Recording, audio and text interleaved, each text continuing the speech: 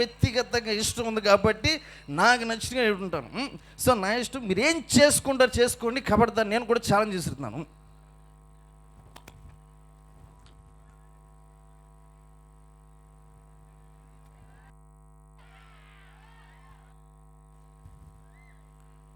ఈరోజు నేను ఒకటో చెప్తున్నాను. ఈరోజు వర్మకి ఇతను నాకు ఎక్కడ ఆశ్చర్యం అనిపిస్తాడంటే, నా అభిమాని అంటాడు, కానీ నా వెనకాల వెన్నుపోటు పడుస్తుంటాడు.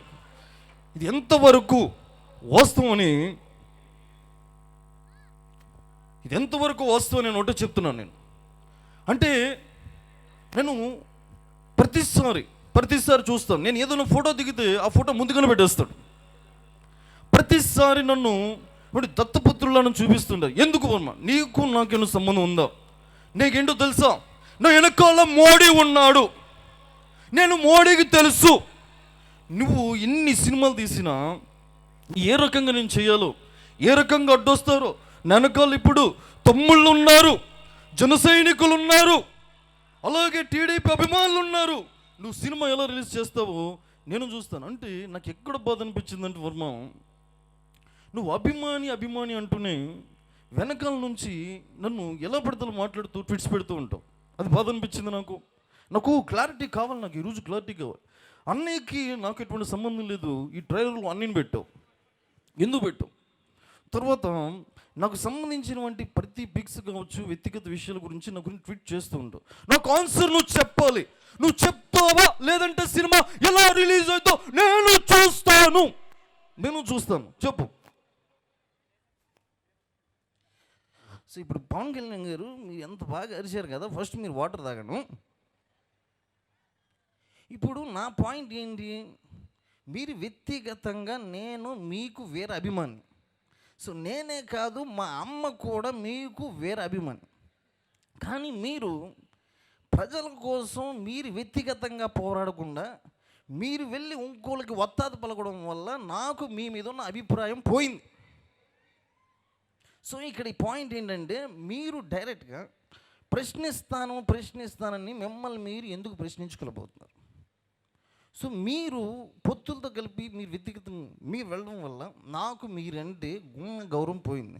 తర్వాత సినిమాని ఎలా ఆపుతారు అని చెప్పేసి అంటున్నారు. నా ఇష్టం, నేను ఈ సినిమా 29వ థియేటర్లో తీసుకొస్తున్నాను, మీకు చేత నేను చేసుకోండి. సో తర్వాత మీ అన్నయ్య గారి గురించి అది మీకు సమాధానం చెప్పను, ఎందుకంటే నా ఇష్టం, నేను మీ అన్నయ్య గారికే చెప్తాను.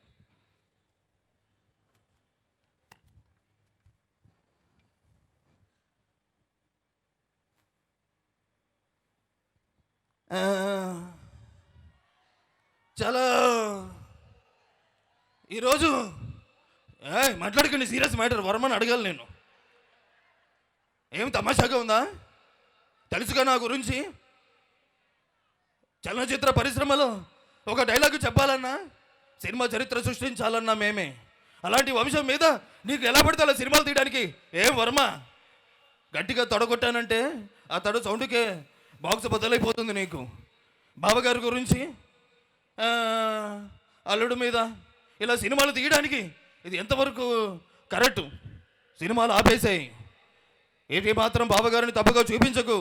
తెలుగు పరిశ్రమ అన్నప్పుడు అందరూ కూడా ఒక కళాభావంతో, సోదర భావంతో ఉండాలి. కాబట్టి ఇలాంటి సినిమాలు ఇంకోసారి తీసిన బావగారి గురించి చెప్పిన ఏమనుకుంటున్నావో కబడతారు. నేనున్న తొడగొట్టి చెప్తున్నా వర్మ. ఇప్పుడు బాలయ్య గారికి ఇప్పుడు నాకు నచ్చింది ఏంటంటే, ఇప్పుడు సినిమాలో చెప్పిన డైలాగ్ను రియల్ ఈవెంట్లో చెప్తున్నారు. ఇది డైలాగులు సినిమాలో చెప్పుకోండి, ఇక్కడ పనికిరావు. ఇక్కడ నా పాయింట్ ఏంటంటే, ఇప్పుడు మీ నాన్నగారికి వెన్నుపోటు పొడిచినటువంటి చంద్రబాబు నాయుడు గారి వెనకాల మీరు వెళ్ళి సపోర్ట్ చేశారు. కానీ ఇక్కడ నేను ఏ సినిమా తీసినా ఒక నిజాన్ని నిర్భయంగా చూపించడానికి నేను ఎక్కడ ఎవరికి భయపడిన విషయం మీకు తెలుసు. వ్యక్తిగతంగా మీకు నాకు ఎటువంటి ప్రాబ్లమ్స్ లేకపోయినా నేను ఏదైతే తీయాలనుకుంటున్నానో, నేను ఏదైతే చెప్పాలనుకుంటున్నానో, మీరు ఏం చేశాను ఈ సినిమాలో, ఏం తీసాను అనేది నేను చెప్పడం కాదు. 29న థియేటర్లో మీరే చూడండి. ఇదే నా పాయింట్. ఇంతకు మించి నేను ఎక్కువగా మాట్లాడి, ఎందుకంటే చాలామంది నాతో మాట్లాడడానికి వస్తున్నారు కాబట్టి. So point is over.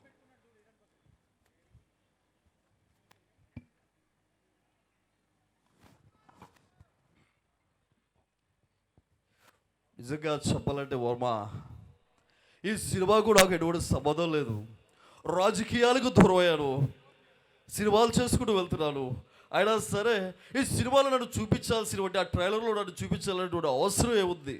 నేను తమ్ముడికి ఎంతో చెప్పాను, తమ్ముడికి నాకు రాజకీయపరమైన ఎటువంటి ఇదేనా లేదు, కానీ నన్ను ఈ సినిమాలో పెట్టడం అనేది ఎంతవరకు కరెక్ట్ అనేది నేను అడుగుతున్నాను.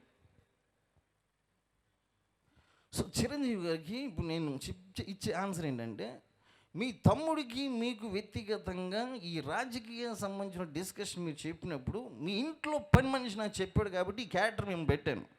అక్కడ ఏం మాట్లాడుకున్నారు, ఏం జరిగింది అనేది కళ్ళకు కట్టినట్టుగా నేను చూశాను కాబట్టి పెట్టాను.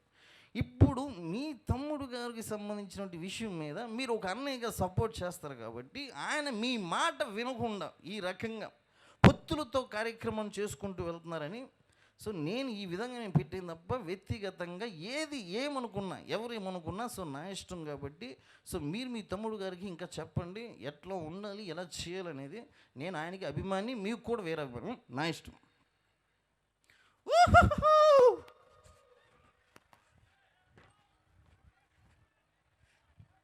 చూశారా, 190 దేశాలు, 70 మంది ప్రెసిడెంట్లు. ఇప్పుడు నేను ఒకటే చెప్తున్నాను వర్మకే. వర్మ ముంబైలో ఉన్నప్పుడు నా దగ్గరికి వచ్చి బ్లెస్సింగ్ తీసుకున్నాడు. అవునా కదా జ్యోతి? జ్యోతి అక్కడ ఉంది, స్నాక్స్కి వెళ్ళినట్టు ఉంది. ఇప్పుడు అసలుకి మీ అందరూ తెలీదు, జగన్ గారు ఎందుకు ముఖ్యమంత్రి అయ్యారో తెలుసా? హెలికాప్టర్కి ఏమంటే రెక్కలు ఉంటాయి, ఫ్యాన్కి ఏమంటే రెక్కలు ఉంటాయి. ఈ రెక్కలు అనుకోపోయి ఫ్యాన్కి వేసే లేదా నేనే ముఖ్యమంత్రి ఏపీకి, అది తెలీదు. వర్మ, నేను అడుగుతున్నాను స్ట్రూట్గా చెప్పు, ఎందుకు ఈ సినిమాలో నన్ను పెట్టలేదు? కమ్మరాజ్యం కార్పొరేట్లో ఎంజాయ్ చేశారు కదా, నన్ను పెట్టాలి కదా నువ్వు, ఎందుకు ఈ సినిమాలో ట్రైలర్లో కొన్ని లేను? నాకు ఆన్సర్ చెప్పు. నా గురించి రెండోది, నా గురించి ఎప్పుడు బయోపిక్ తీసి జనాలకి సినిమా తీపిస్తావో అది కూడా ఆన్సర్ చెప్పు. సో పాల్ గారు, ఇప్పుడు నా పాయింట్ ఏంటంటే, నేను మిమ్మల్ని ఎందుకు కమెడియన్గా పెట్టలేదంటే, ఈ సినిమాలో లోకేష్ అనే ఒక కమెడియన్ పాత్ర ఉంది కాబట్టి నేను వ్యక్తిగతంగా ఈ సినిమాలో మిమ్మల్ని పెట్టలేదు. ఎందుకనంటే అతను మీకన్నా ఎక్కువ కామెడీ చేశాడు, ప్రతి ఒక్కరు కూడా థియేటర్లో చూస్తే అర్థమవుతుంది. తర్వాత రెండోది, ఇప్పుడు మీ మీద బయోపిక్ తీయాలంటే నాకు నచ్చినట్టుగానే ఉంటాను, నాకు ఇష్టమైన గురించి మాత్రమే తీస్తాను. సో మీరు నా దగ్గరకు వచ్చి మీ బయోపిక్ తీయమని చెప్పని మీరు అడగొద్దు. ఐ లవ్ యూ, మీరంటే వ్యక్తిగతంగా నాకు ఇష్టం కాబట్టి మిమ్మల్ని ఈ సినిమాలో తీయలేదు, కానీ ఫ్యూచర్లో ఖచ్చితంగా కామెడీ పాత్ర మీకోసం పెడతాను. Thank you so much. So ఈ రకంగా సో సరదా చేసాడు. Thank you so much. ఈరోజు చక్కటి అవకాశం ఇచ్చిన వంటి సో మై బాస్ ఆర్జీవి గారికి నా హృదయపూర్వక ధన్యవాదాలు. అండ్ సపోర్ట్ చేసిన మా శివనకి చేసిన ప్రతి ఒక్కరికి కూడా ధన్యవాదాలు తెలియజేస్తూ, ఒక్క పర్మిషన్ మా వాళ్ళందరూ అరుస్తూ ఉన్నారు. ఒక్కసారి అన్న వచ్చి ఒక్క డైలాగ్ చెప్తే ఎలా ఉంటుంది? జగన్ అన్న, మీ అందరి అభిమానం కోసం విత్ బాస్ పర్మిషన్ ఒకే ఒక డైలాగ్ పాజిటివ్గా.